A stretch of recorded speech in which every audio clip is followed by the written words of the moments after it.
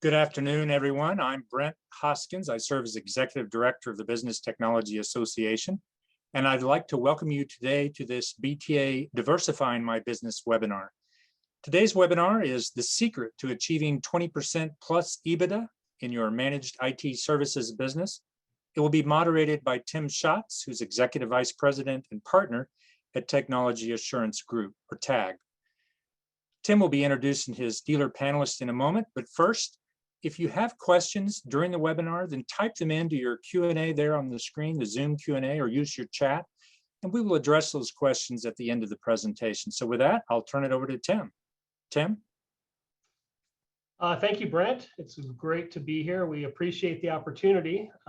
As Brent mentioned, my name is Timothy Schatz, and I am Executive Vice President with Technology Assurance Group, and we do go by TAG. Wanted to introduce briefly, we are going to have some panelists and some discussion at the end with Chad Schwartz from Imagine Technology Group, who's also a BTA member, and he is a member of the TAG organization. And then also John Ekstrom, president of CBE and BTA past president, who's been doing some work with TAG as well. So we will have some conversations with them near the end. And I wanted to make sure everybody knew who they were. So we'll move forward here. First thing I think everybody on this call will want to know is who we are. And we are an association of managed technology service providers. We call ourselves MTSPs because we are in the business of providing technology to small businesses that helps them run their business. And we are not pigeonholed into technology related to surveillance or telephony or IT necessarily. We would like to be, in a perfect world, one that can provide all the technology for our customers. We were founded in 1998. Our members sell managed IT, cloud technologies, cybersecurity, telecommunications, video surveillance, access control, connectivity, and then managed print office equipment type of technologies. We have members throughout US and Canada and a presence in over 136 marketplaces. Our members do about $600 million in products and services annually, and they service the SMB market to the tune of about 600,000 of those. So our members benefit from programs that drive profitability and sales growth. And we teach about 13 different ways to drive recurring revenue in your business, which we believe is the lifeblood of continuity and maximum productivity, is getting recurring revenue up to that level we perceive it needs to be at.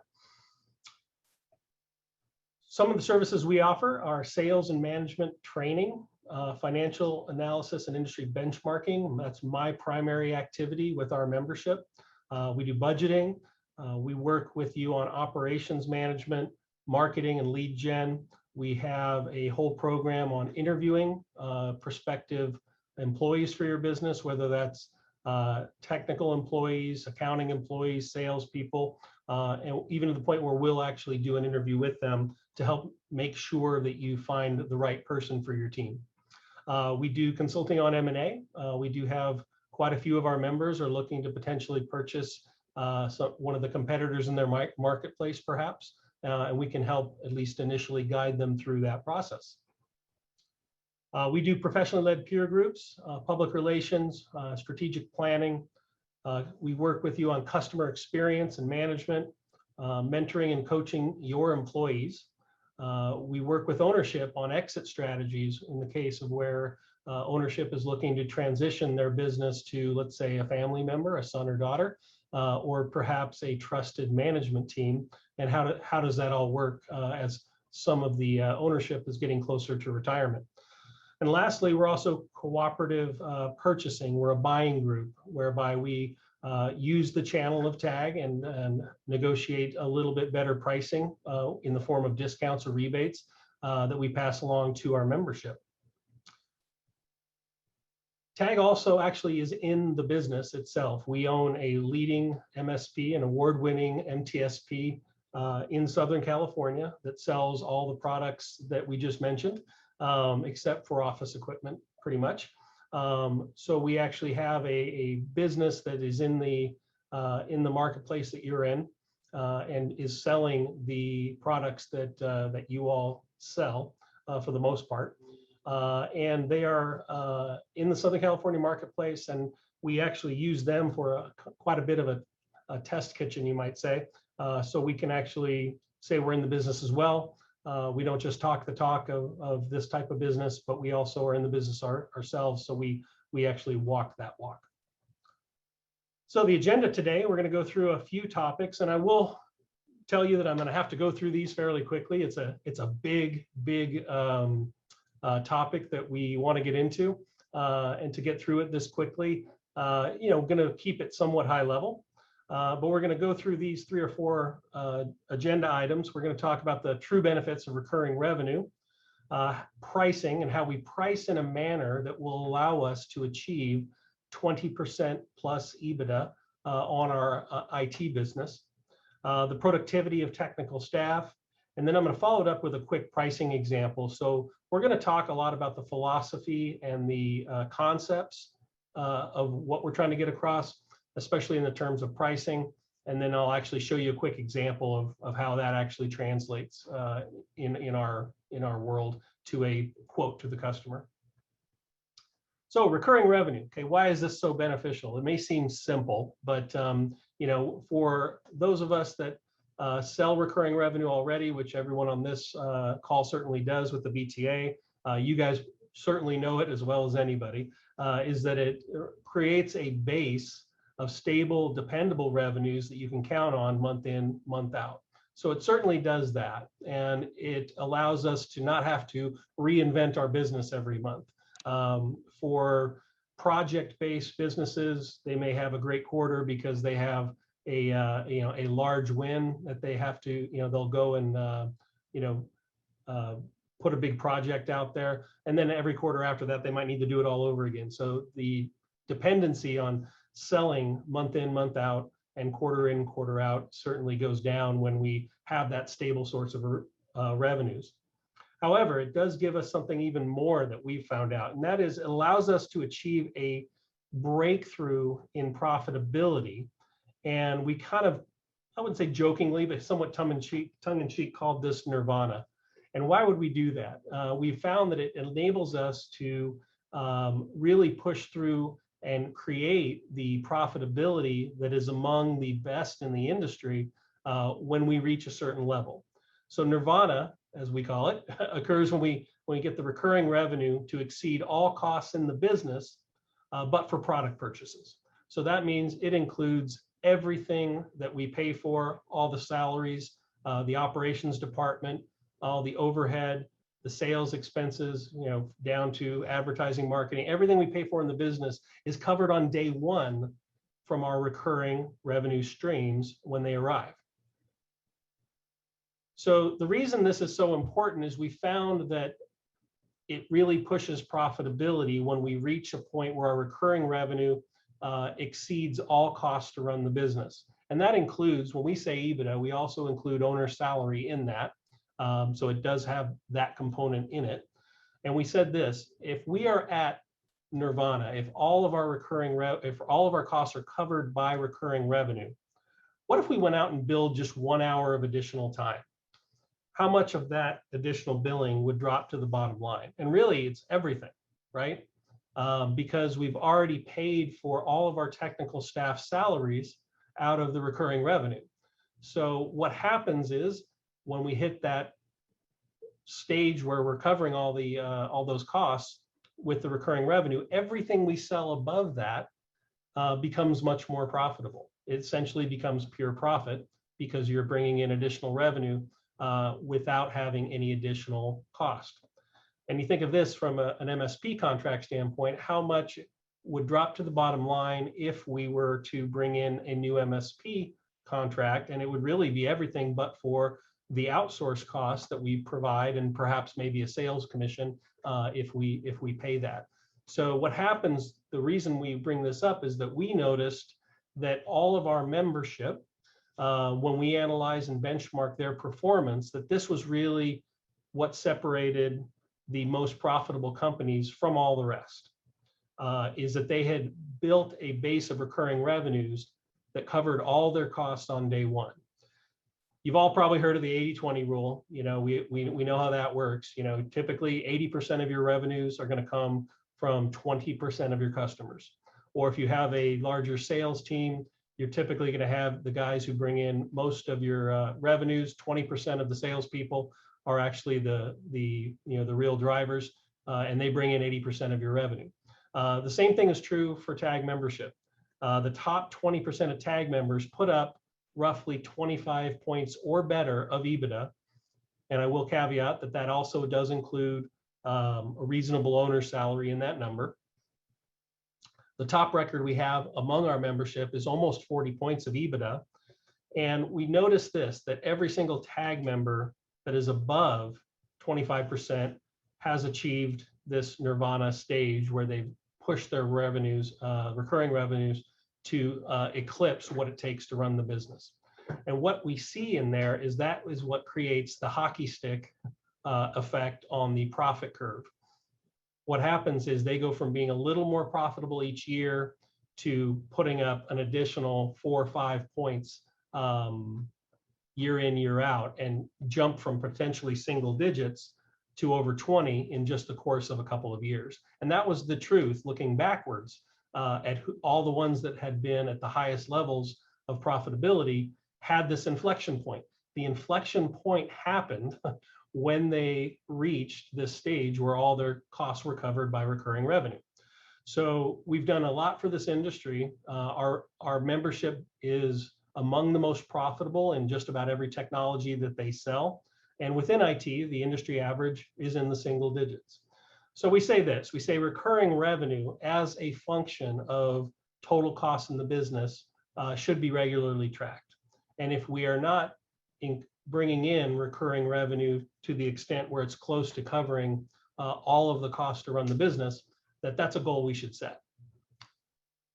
So I want to talk about contribution. Let me define that for a moment. Is we always measure each discipline by contribution. So we set aside overhead, and the contribution is the amount of money we have left over after we pay for our cost of goods sold, which to us includes technical staff, and then all of our sales expense. So simply put, it'd be, how much money do we have left over after we pay for the product? We pay for the people who install or service that product, and then we pay for the people who actually sold it. And that includes the base, the commission, sales management, marketing, advertising budgets, everything that's involved in there. After we pay for all of the operational costs and all of the sales costs, we should have about 35% in contribution before overhead. If we assume roughly 15%, which is about the best we can get in overhead, we should be able to yield about 20% EBITDA after overhead and owner salary to the bottom line in your IT business. Now, everything I talk about here is really stretching that 80-20 rule. We're talking about the performance of not the average IT vendor, the average MSP. We're really talking about a level of performance that 4 out of 5 in the industry cannot hit. So it's that top 20%.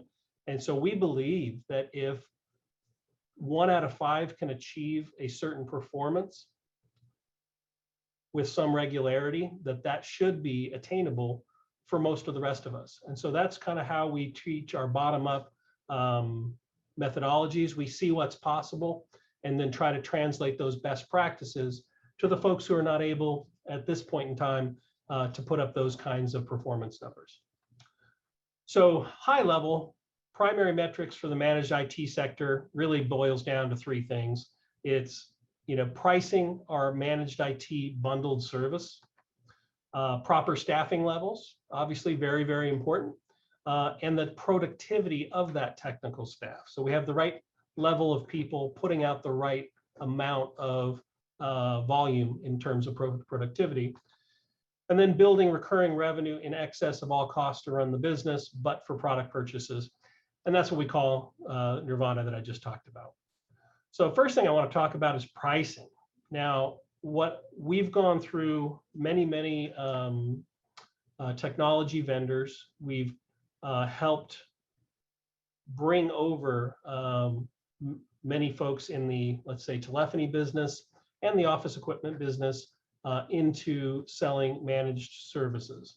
And we find that those that have tried it themselves, before, when we kind of start to talk to them for the first time, that pricing is probably their major issue. That we tend, when we're launching a new service, to chase all revenue is good revenue, and we don't necessarily have a good idea of how much we need to be charging. And so we found that this is the biggest mistake that we see out there when we're trying to build an MSP business, managed services business, that the proper pricing is key.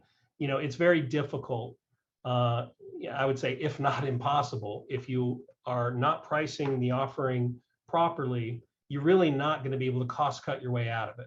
So you kind of dig a hole, and you can be the best in the business from a delivery and cost structure standpoint, and you may still not be profitable. So if we make that mistake in the get-go of not pricing it properly, we put ourselves behind the 8 ball, because the hard product cost for outsourced services and a conservative estimate for labor of our internal staff is not going to change. So if we price properly, we give ourselves the opportunity to potentially put up 20 points of EBITDA.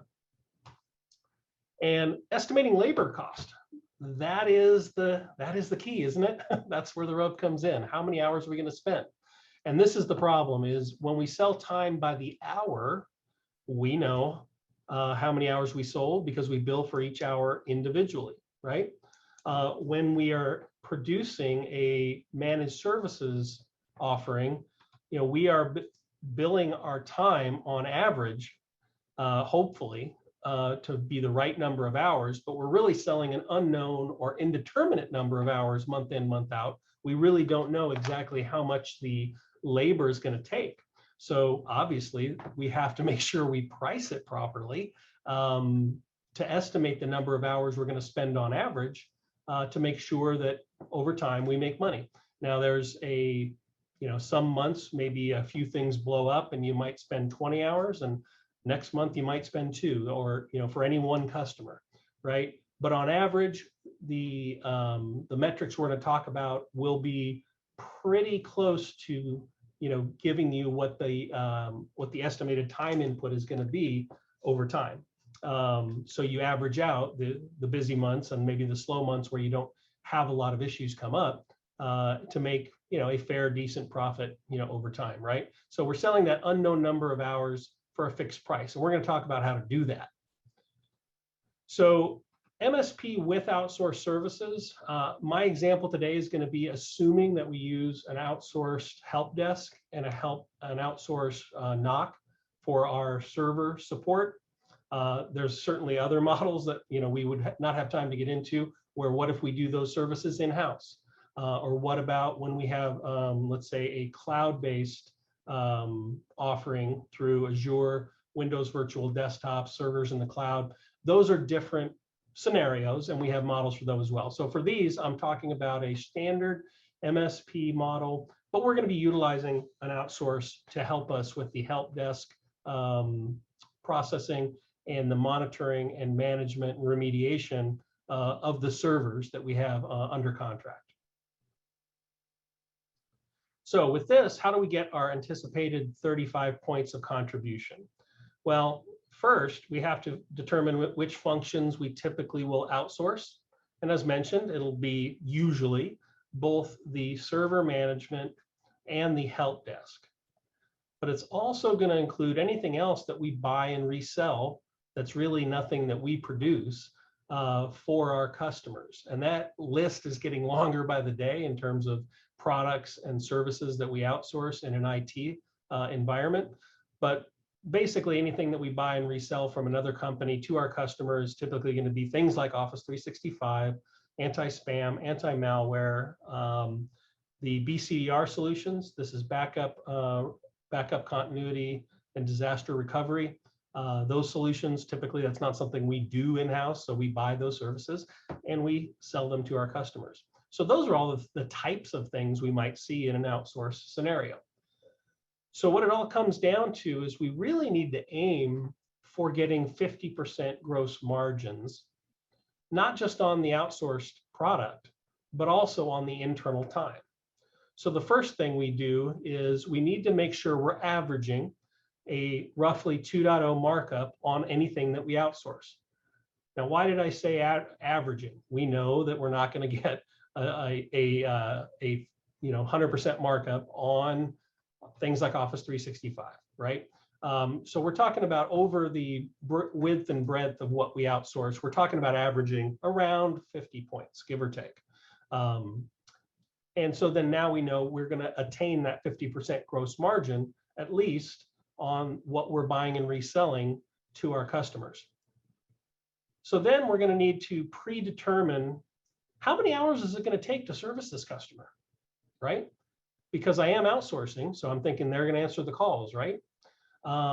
We have to understand exactly how much are they going to be able to handle and how much is going to come back through escalations or things that require our technicians to go on site.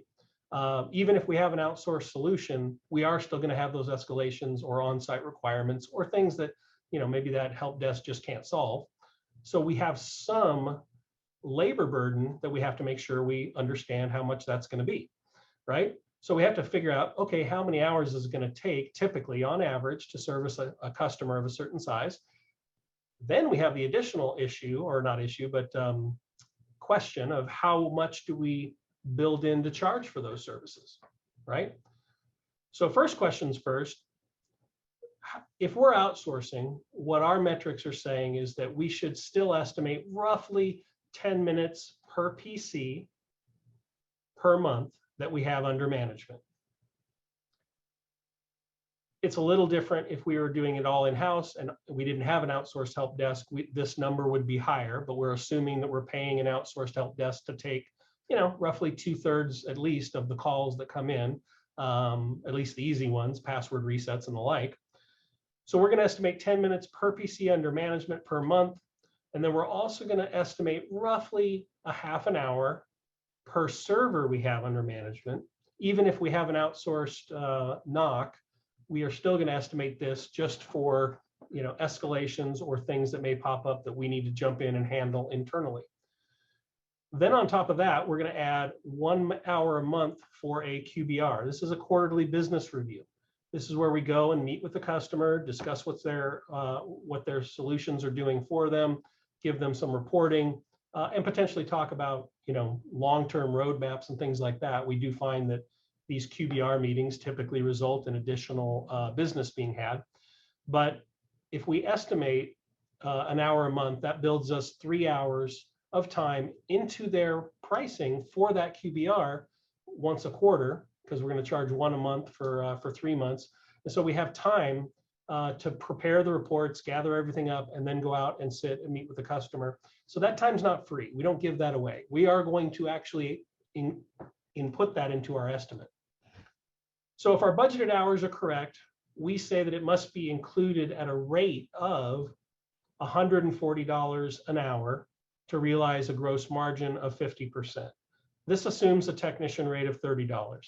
Now, we can't get into the weeds. Everybody has a different definition of what is loaded labor rate. What this does for us is it says if your average technician rate is $30, when you include an estimate for downtime that you're going to have, the ancillary personnel for operations, ops manager, dispatcher, project coordinator, the labor load, taxes and insurance on all those folks, plus vehicles, plus technician training, plus perks. When we add all that up, if your average technician rate is $30, it's going to cost you about $70 to deliver 1 single hour of labor. Everybody follow that? So that gets us 50% gross margins. So we always say, hey, look, most of the time we're going to have at least a $30 average technician rate between our level 1s, level 2s, level 3s, the guys that really do the heavy lifting. We look at that. If your rate is average technician rate is higher, this should probably be a little higher. I wouldn't go lower than this, even if your average technician rate was less than 30. If your hourly rate that you charge for projects is something north of this, which a lot of folks are in the $150 to $200 an hour, you can also build your model using that rate. So we think this is kind of more of a minimum than than just an average case, right? So what happens here? If we are outsourcing, this key metric is that we're going to get 50% gross margins, not on one side of the house, but on both the products that we outsource and our own labor that we have to spend internally, right? We really do need to achieve 50% gross margins on both those products or both those sources of labor in order to potentially have a fighting chance of putting 20 points to the bottom line, because we are going to have somewhere between 10 to 15% of sales expense of revenue going to sales expenses. And we are going to have, probably best case scenario, 15% going to G&A costs for our overhead. So 50% minus 15 for sales, minus another 15 for overhead, that brings us to our 20%. Now, again, some of us maybe have a little less than 15% overhead, most don't, but some may have a 20 or 25% overhead burden. So in that case, you would need to grow your way out of that, and you might not achieve 20% at the get-go, but you still would be at least in a position to put contribution of 35 points. So how do we do it? We do it by getting this 2.0 on outsourced services and by realizing $140 a minimum rate on properly budgeted, that's a key point, manpower hours.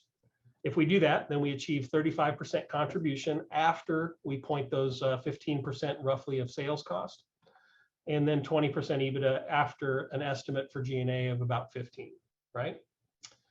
So I'll show you an example of this in a moment when we finish talking about our third topic here, which is going to be a little bit on technician productivity. Some of these will be metrics maybe you've heard before, because some of this has been widely used, certainly in the IT industry for quite some time. And the question is this, is how much time should our technicians be productive? And how we define that as productive time, we say deployed, really means this. It really means that they're actively engaged with a paying customer. So that customer is either paying us by the hour, that customer is paying us under an MSP contract where it's not by the hour, but they pay us monthly, but it still is a paying customer. And those activities are really come down to this. Is my technician on site working on a problem? Is my technician working remotely on a problem, doing remote remediation? If I'm going out for let's say a large deployment or installation, I have time to prep and inventory, gather the materials, load it all up before I go out there. That time is considered deployed. And then the time spent behind the windshield, driving to and from. Really, when you break it down, no matter what industry you're in, whether it's telephony, IT, office equipment, we perceive that if a technician is doing any of these activities for any one of our customers, we consider that deployed time. Every other time that they might spend doing anything else, we consider that downtime or office time. Now, that doesn't mean non-productive time, right? Because things like training, well, that's not customer facing, but it's pretty darn important to most of us, right? Company meetings, that is not customer facing, but we might have, let's say, a meeting once a week or a meeting once a month with some of the staff and the technical staff, right? So that's productive time, useful time. It's just not customer facing. So we pay vacation, we pay holidays, we have people out sick. That is time that we pay our employees. That is certainly not time spent servicing our customers. We have to take that into consideration, right? And then I mentioned training, we have meetings, and then occasionally it's just plain old downtime. There are certain ebbs and flows of business where we are just a little slow and maybe there's not a lot going on. So all of that is not a reflection on how hard the technician is working. It's just these things are useful and potentially good uses of time, but it's just not customer facing. And we have to make sure we have an allowance for that, right? So if we can measure the time spent on those activities where they're deployed in service of a paying customer, we should be able to get 75% of the time that we pay someone to be customer facing. This means for every 1,000 hours that we pay someone, we're really only going to get 750 in front of our customers, right? And when we look at the metrics, we really started to look at, okay, well, exactly how many hours do we need, and trying to understand this productivity level. But it's not really realistic in managing our business, because we really can't have 0.4 of a technician, or we can't manage the hours to specifically how many we need to service the customers that we have under contract, right? So we look at this really from two things that we can control. We can control our head count. If someone is hired, we have plus 2,080 hours for that full-time person. If someone is terminated or resigns or is let go or retires, then we are less 280 hours. So we really can adjust our head count up or down.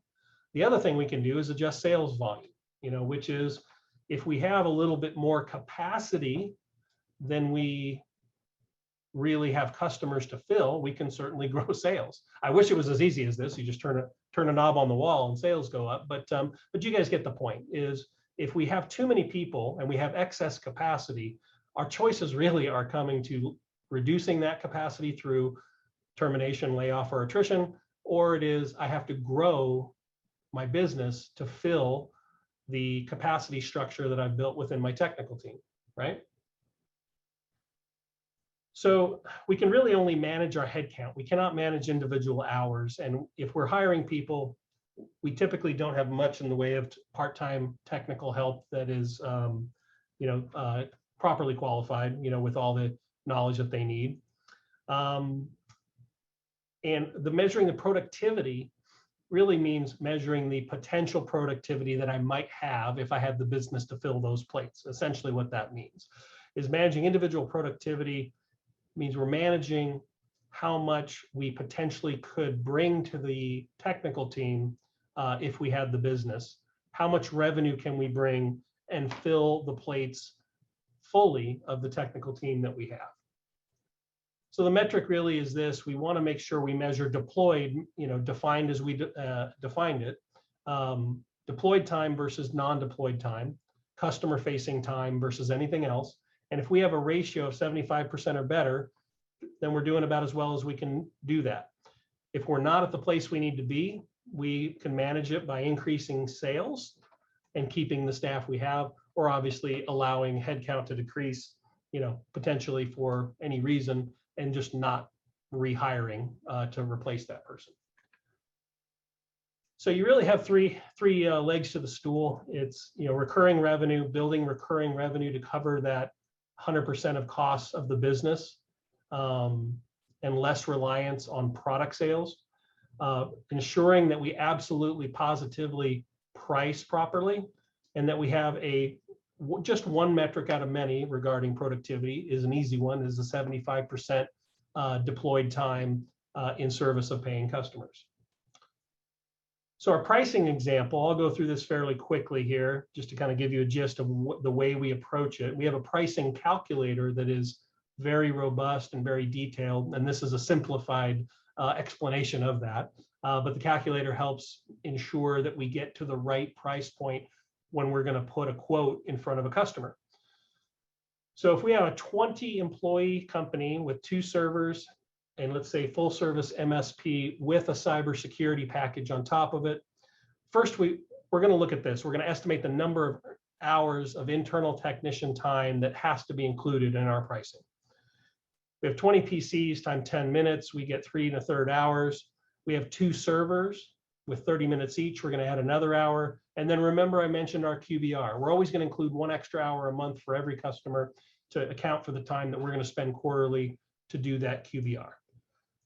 So what do we get there? We get about 5 1/3 hours per month. If we run that out at $140 an hour, that's going to run out to about $750 of time internally that's going to have to be included in our managed services proposal to the customer. And that is specifically and only to cover the internal tech time. That is going to be covering the escalations, the requirements of something that needs to be helped, has to be an on-site fix, or anything that gets kicked back from an outsource help desk or NOC to our team. That's what this is covering.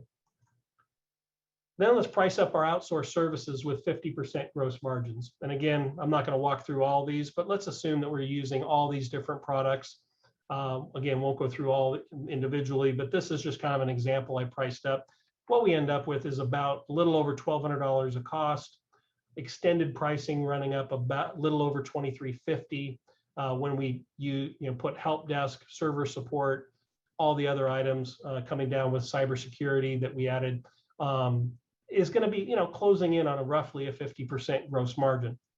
So the out the door price to the customer, and this is not how you break it down to the customer, but we have a roughly $2,300 a month, and that's just to cover the outsourced services that we're buying and reselling from Microsoft and let's say a ConnectWise. We're going to add the technician time. So roughly our total quote to this customer for everything soup to nuts, except for BCDR, a backup solution would be additional, configured really to the needs of the individual client, would be about $155 per user or per employee or per seat, however you want to define it, per month. In this case, you would end up with a pretty good shot of putting 20 points to the bottom line, right? So you would price this in a manner, and if you were able to achieve this price point with the customer, you will get 50% gross margins. It will be on average over time. Each month really is going to depend on the individual remediation time utilized, but over time, these metrics will play out. We firmly believe and are confident of that. That'll get us to 35% contribution after the estimated 15% sales cost. And when we say sales cost, we mean everything that's considered the sales department. That's salespeople's base commission, sales manager, the labor load and benefits for all those folks, and then on advertising, marketing, sales collateral, any of those things that go on in there. And then that'll bring us to 20% EBITDA after roughly 15% overhead, including all the admin expenses, G&A expenses, owner salary, right? So let me recap just a couple points here. I know I'm going through this very fast. Then I want to get to Chad and John here. So the successful MSPs should yield 35 points of contribution. And if you have roughly 15 points of overhead, you're going to be able to put hopefully 20 points to the bottom line. If you price it properly, you can overcome a lot of issues. You can do some things wrong and still be pretty profitable. If we underprice it, sometimes that's unrecoverable. We might be prohibited from achieving any real profitability, no matter how good we are at delivering the goods and services, no matter how efficient we are. It might be too big of a climb to really, once you pay all the bills, have really a lot left over. So we need to price in a manner that brings us to 50% gross margins. We need to obtain an average of that 50% gross margins on both our outsourced products and getting a 2.0 on properly budgeted internal time that we will be required to spend with a minimum of $140 an hour as the baseline rate that we would charge those out at. We always say this: present the quote to the customer as a total monthly price. Just a sales methodology we've always used. We don't do line item pricing at all, because then it gives the customer the ability to kind of pick and choose what they want or question certain things. We try to give them, hey, here's everything you get, and here's the total price, and here's all the protections you have, here's all the services you have, and that just seems to work better for us. And then lastly, we just want to maintain 75% deployed time in our technical staff. And again, that's one of several metrics that we utilize to see how our team is performing. And just an easy one to explain for these purposes, but we obviously go a lot deeper than that. So I wanted to bring up, let's say, Chad and John here, if you guys are there, and take yourselves off of mute. The two of you are tag members, and you've been through some of this in a lot more depth than we've been able to really touch on today. So maybe I thought I would start with John. John, maybe if you could tell us a little bit about perhaps the pricing thing first, and what your team did. Did the pricing methodologies that TAG brought to you affect your business, and how it went after you implemented them? So I'll be happy to cover that, Tim. Can I give just a tad bit of background, 45 seconds ahead of that? Yeah. So I met the guys from TAG, which would have been Brian Stewart and Dale Johnson in New York at a BTA event a number of years ago. We at the time were engaged with another IT consultant, and there was something about Brian's presentation that just struck me as being different. And this fact that they just cared. There's something that just stuck out that says, you can bet your money on this horse right here because we care. So if I get a chance to talk a little bit more, I'd like to go a little deeper in on that. But the issue about the pricing, absolutely, we thought that we were doing things a pretty good way. And by a lot of people's estimation, we were doing things a very good way, but we were missing it on this pricing model. I do remember the discussion out in California when Dale Stein was involved in the room is, they'd gone through the same presentation that Tim just went through on the pricing in a lot more detail. And I'm sitting there thinking, man, I'm not sure we can do that. And saw that little smile on his face. He says, well, with that attitude, you're right, you can't do it. But the reverse is true also. If you want to do it, you do it, you can make it happen. And here's how you build it. We implemented that pricing strategy and it made a huge, huge difference for us. I don't know if you want to talk me about the headcount thing at all. If you've got a separate question on that, or you want me to kind of jump in on that right now? Yeah. I'd be happy to. Well, let me just jump over to Chad on the topic of pricing, just get his thoughts, and then maybe we'll come back and just talk a little bit about the headcount review. Okay. Yeah, I agree with John. I mean, we started our managed service division about 5 years ago, and we were picking up clients. And we knew there'd be an investment, but we were really sort of, we were flying blind a little. I felt we were bleeding money more than what we thought we would, and I wasn't sure if we were doing the right things, and I didn't have a lot of, I didn't have anybody to call or try and put us right in the back on the right track. And so TAG has been very valuable for us. They have a price calculator. They've got our pricing in line. They've got our, they've helped us get our staffing back in line. Our tech stack, our offering, been very valuable. Awesome. Thank you, Chad. I appreciate it. And you mentioned headcount. We've done a lot of work with your IT manager on, looking at who's on the bus, who's on the right seats, and do you have the right org chart, for the amount of business you have. And maybe I'll toss that over back to John. I believe we did quite a bit of work with you as well to kind of see where you had things and how we recommend you proceed. You want to talk about that just a bit? Sure. So from the deliverable standpoint, it's our help desk and our engineers that we're talking about here. And from a strict headcount perspective, we had it spot on. But what we didn't have right was Tim just mentioned about the right people on the bus, the right seats on the bus. I did not have the right number of people, the right level of people, I should say. So it's one of those, the V8 aha kind of moments, it's so simple, but it was right there in front of me that I just missed. And when I laid it out in front of these guys, they said, easy to see. You don't have the right set. You talk about tech stack, you got a technician stack as well that needs to be right. So as we went up the ladder with getting a higher level engineer on board, because we're having too much bottleneck in certain areas, it just smoothed the process out for us. And now we're a template to follow on that at this stage of the game.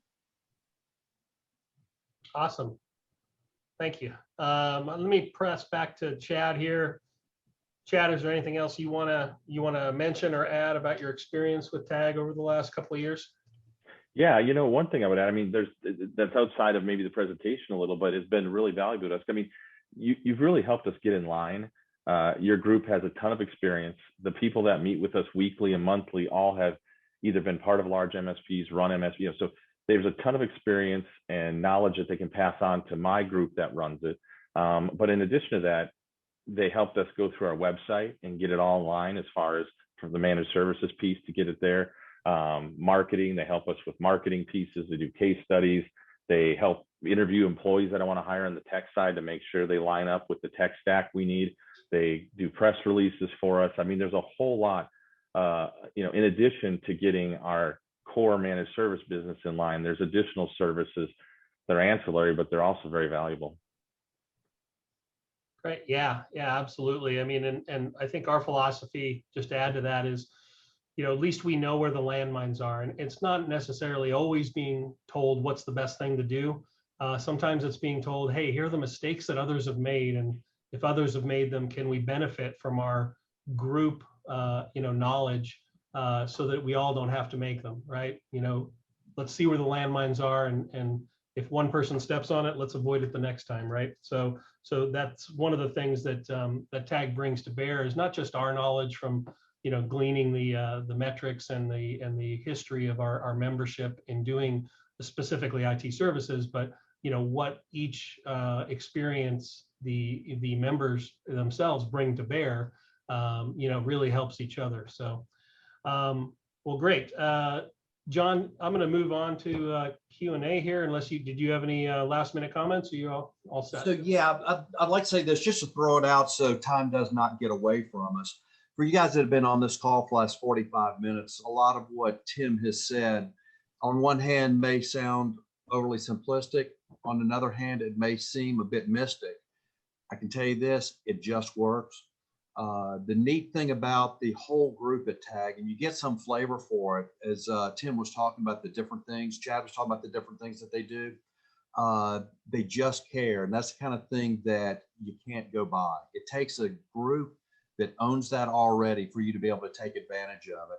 I'll tell you something on an early experience. When I was looking for a controller a couple of years ago, I was on the phone with Brian Seworth, who's the president there. And he says, what else can we do for you? What are you working on? What do you need help with? And I mentioned that I had an issue trying to find a controller. And he said, well, let us help you with that. And my comment to him right off the bat was, but that's outside your scope of work. And he says, our scope of work is your success. I thought, wow, that is so cool. And then we spent a couple minutes on the phone. He tells me how he can work with us to help us through that challenge. And that in fact happened. And it was such a huge benefit. A little side story, I'm just gonna take me 30 seconds to tell it. I was out there, my son is a Navy Special Forces guy, and we were moving his car out to the West Coast a couple of years ago. And actually it's when Chad was gonna be meeting at the TAG office out there in San Diego. I was gonna go over there and meet that next day. So I was on the phone with Brian Seworth, and he says, is there anything else we can do for you? And I'm gonna tell you guys, if you engage with these guys, get used to hearing that question and get used to answering it, because they truly mean it. I said, here's one out of left field. I need a place for Pete's car for the next 3 weeks. And without a second's hesitation, she said, that one's taken care of. I'll call you back in a couple of hours with the details on it, because I don't know them yet, but this covered. You start thinking about another issue that maybe we can help you with. So I'm just telling you, if you are considering engaging anybody as a consultant, you will not spend better money than with TAG. Now we go to Q&A. Awesome. Well, hey, thank you very much, John. It's been a pleasure working with you these last 3 years, and we deeply value your partnership and your friendship. So thank you for joining us and giving us your thoughts, and Chad as well. Really appreciate you sharing that. So as you guys can see, my phone number and email is there. If anybody on this call is curious about the program, want to know what it's all about, what we can do, what do we charge, how does it work, all those things, please feel free to reach out, and I'll get you some, direct feedback on any questions you have regarding what we may be able to do for you. How can we help turbocharge, your IT business and start pushing you towards that, 20% EBITDA level that, that the best among your peers are able to produce. So don't hesitate to reach out. I think for Q&A, I don't have any questions. Yeah. So attendees, if you do have any questions, use your chat or your Q&A, whether you have a question of Tim or John or Chad. And while we're waiting just for a moment to see if any questions emerge, I wanted to tell you that this webinar is being recorded. A link to the recording will be available to you tomorrow. You'll also be able to download today's PowerPoint. You could just go to bta.org/diversifying. So the BTA website, bta.org/diversifying. And I'm going to keep my eye just for a moment longer on chat and Q&A. And while we're waiting just another moment, I'll encourage you while you're on the website to register for our next Diversifying My Business webinar. You can see it there on the screen. That webinar is Firewall Ops as a Service, your silver bullet for new recurring revenue. That will take place at 4 p.m. Eastern on Thursday, June the 10th. Our presenter will be Ryan Potre, a market owner of the Wi-Fi product portfolio at WatchGuard.